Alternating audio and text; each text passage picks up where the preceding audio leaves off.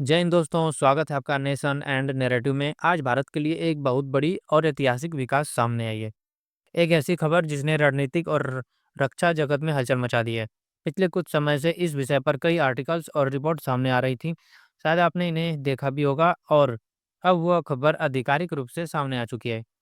भारत ने फ्रांस के साथ राफेल से जुड़ी एक नई और बड़ी डील की है। इस समझौते के तहत भारत अब 114 नए राफेल लड़ाकू विमान खरीदने जा रहा है।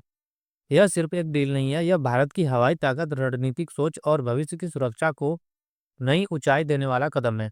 सीधे शब्दों में कहें तो यह डील आने वाले समय में एक बड़ा गेम चेंजर साबित हो सकती है। भारत को इतनी बड़ी डील की जरूरत क्यों पड़ी? दोस्तों, सबसे पहले ये समझना बहुत जरूरी है कि भारत को अचानक 114 फाइटर जेट खरीदने की जरूरत क्यों पड़ी। असल में भारतीय वायुसेना इस समय एक गंभीर कमी से जूझ रही है। हमारे पास अभी कई ऐसे फाइटर जेट हैं जो 1980 और 90 के दशक में खरीदे गए थे और अब वो धीरे-धीरे रिटायर हो रहे हैं। मिग 21 जैसे विमान अब अपनी सेवा के आखिरी चरण में हैं।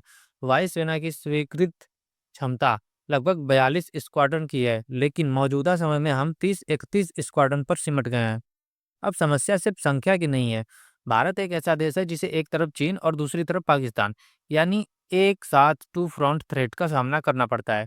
ऐसे में वायुसेना को न सिर्फ ज्यादा विमान चाहिए बल्कि बेहद आधुनिक और भरोसेमंद विमान चाहिए। 114 राफेल की एमआरएफए डील क्या है? अब आते हैं इस डील के कोर पर। सरकार ने जिस योजना को मंजूरी दी है उसे कहा जाता है MRFA, multi role fighter aircraft program. इस प्रोग्राम के तहत कुल 114 राफेल विमान खरीदे जाएंगे। इनमें से पहले 18 विमान सीधे फ्रांस से फ्लाई अवे कंडीशन में आएंगे ताकि वायुसेना की तत्काल जरूरत पूरी हो सके। बाकी 96 विमान भारत में बनाए जाएंगे और यही इस डील का सबसे बड़ा और अहम हिस्सा है। इस पूरी प्रक्रिया में टेक्नोलॉजी ट्रांसफर टीओटी शामिल है, यानी भारत सिर्फ खरीदार नहीं रहेगा बल्कि निर्माता और मेंटेनर भी बनेगा। डील की कुल लागत लगभग 3.25 लाख करोड़ बताई जा रही है, जो इसे दुनिया की सबसे बड़ी डिफेंस डील में से एक बनाती है। मेड इन इंडिया कैसा होगा, कौन बनाएगा राफेल?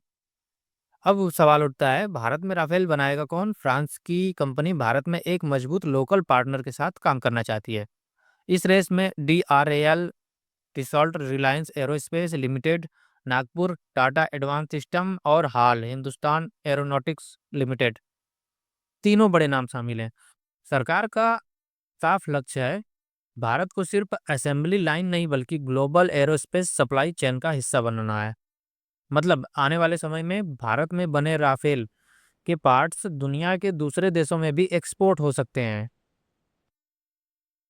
चीन और पाकिस्तान को बेचैनी क्यों बढ़ी? अब बात करते हैं सबसे ज्यादा चर्चा वाले सवाल की। 114 राफेल आने से चीन और पाकिस्तान परेशान है, क्यों?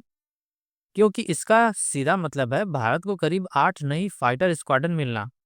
चीन के खिलाफ चीन का J-20 स्टिल्थ जरूर है, लेकिन राफेल का स्पेक्ट्रा इलेक्ट्रॉनिक वॉरफेयर सिस्टम दुश्मन के रडार को बेअसर करने में बेहद सक्षम माना जाता है। ऊपर से मेटेडोर मिसाइल जो 150 किलोमीटर से भी ज्यादा दूरी पर दुश्मन विमान को मार गिराने की क्षमता रखती है। पाकिस्तान के खिलाफ पाकिस्तान के पास इस समय राफेल की बराबरी का कोई प्लेटफॉर्म नहीं है। और सबसे अहम बात, अगर भारत खुद राफेल बनाता है तो युद्ध के समय स्पेयर पार्ट्स की कभी कमी नहीं होगी।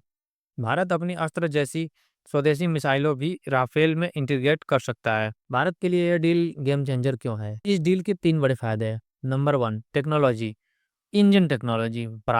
फ्रांस की कंपनी भारत के साथ मिलकर फाइटर जेट इंजन पर काम करने को तैयार है। इसका फायदा भारत के भविष्य के एम का 5th generation fighter jet programme को मिलेगा। नंबर 2, अर्थव्यवस्था और रोजगार।